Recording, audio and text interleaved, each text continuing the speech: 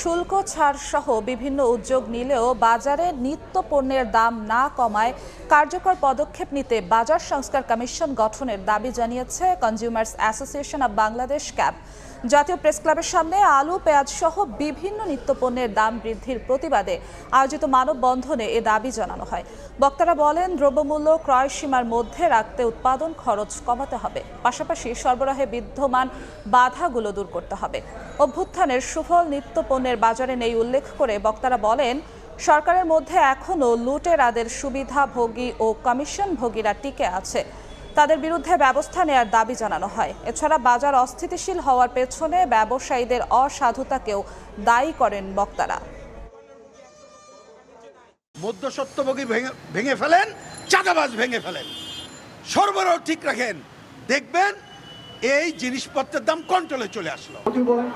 Corporate ব্যবসায়ীদের কাছে যারা সিন্ডিকেট করে এই দেশের ব্যবসা বাণিজ্য সব ওই সরকারের আমলে যাদের হাতে ছিল এখনো তাদের হাতে রয়ে গেছে। এই সরকারকে আমরা বলবো, বাজারে গিয়ে দেখেন যে মানুষ এখন আপনাদেরকে কি বলে, এই যে জীবন যারা দিল তার মা বাবারা কি বলে, সেটা এখানে খালি মিডিয়া ওই আবু সাহেবের কবর জেরাত করে চলে আসলেন। আর আপনি জানেন যে এখন কবর পর্যন্ত দখল হয়ে যাচ্ছে।